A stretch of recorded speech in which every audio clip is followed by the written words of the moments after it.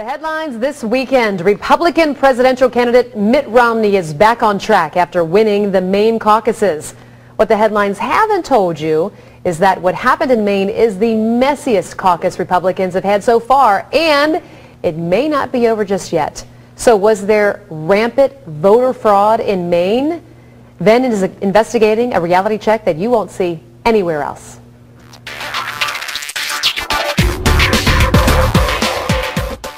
Maine is not a major state during the national primaries. Only 24 or so delegates come out of Maine to the convention.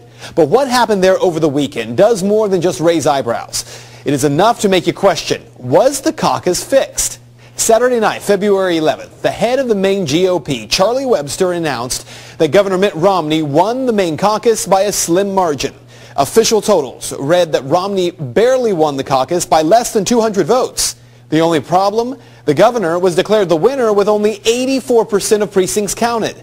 Two counties, Washington County and Hancock County, had not held their caucuses. In Hancock, county Republicans had decided to hold their caucus this Saturday, February 18th. In Washington County, though, the state canceled the caucus because of snow concerns. Turns out the area only got a light dusting.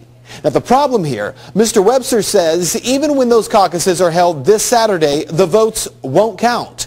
I talked with him on the phone. On February 11th, that was election day. Our rules said this is when you're going to have to vote by this date.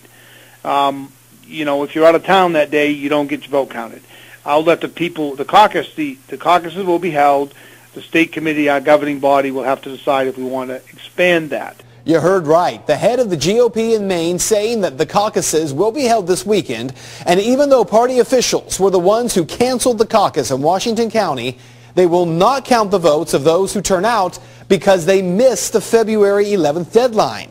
And if the party decides to count those votes, well, they won't make that decision until the second week of March after Super Tuesday. Well, that alone has caused a huge blow-up across Maine. The state Senate President, Kevin Ray, says that, quote, our votes in Washington County must count as much as votes cast anywhere else, end quote. And Mr. Webster says it doesn't matter if the votes are counted because really it's just a straw poll. And he is correct that it is a straw poll and that the delegates are not bound to any candidate, meaning the delegates can vote in the convention for whomever they choose. But if you want to disregard the straw poll, don't hold one in the first place. But aside from the state GOP not wanting to include Washington County, there is another major issue from these Maine caucuses. Even though Governor Romney was already declared the winner, the numbers that the state GOP in Maine are reporting are, according to caucus chairman, incorrect. Take, for instance, Waldo County, where voters from 18 towns gathered for municipal caucuses in a countywide event. A total of 138 votes were cast. In the official Maine GOP tallies, however, the results from all but one of those communities, all but one, were given as a series of zeros below the name of each candidate, meaning the official tally shows that no one voted. The town of Belfast was one of 10 towns that held a joint caucus on the same day. That caucus was held on February 4th. I talked with Matt McDonald, a pastor of a small community church in Belfast. He was nominated as the chairman of the Belfast caucus. He says 22 people showed up and they caucused on the 4th. McDonald also says that the state instructed the chairman of the caucuses to not read any of the votes aloud and instead to send them directly to Augusta. As his first order of business, McDonald made a motion to have the votes read aloud at the caucus, and it passed unanimously. At the end of the caucus, we caucused, and the vote was 8 for Ron Paul, 7 for Rick Santorum, 5 for Mitt Romney, and there were 2 undecideds.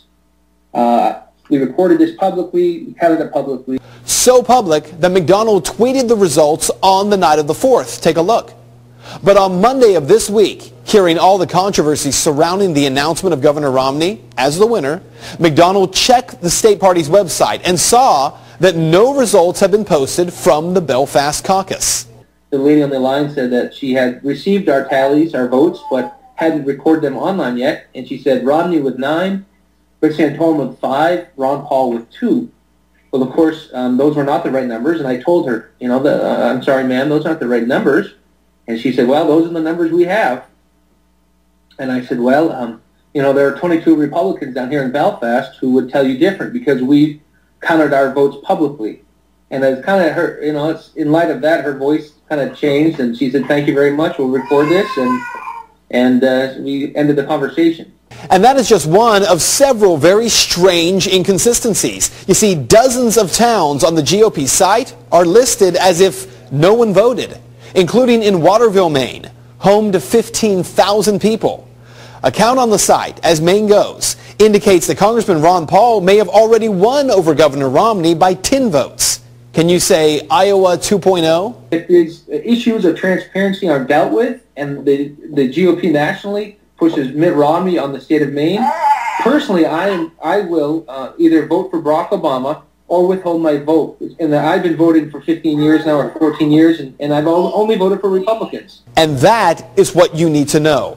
What has happened in Maine is nothing short of a disaster for the Republican Party there. Is this a case of jumping the gun, sheer incompetence, or is it blatant fraud? Well, you can make up your own mind on that. But here is what is crystal clear. Unless the leadership in Maine publicly counts votes and ensures that every voter is heard, even though this is just a straw poll, the leadership may win the battle of keeping Governor Romney from having lost 4 contests in a row, but may lose the war of galvanizing that vote in the general election come November. And that is Reality Check. Well, if you would like to make your voice heard on the story, head over to Ben's Facebook page. You can find it by simply searching Ben Swann, WXIX.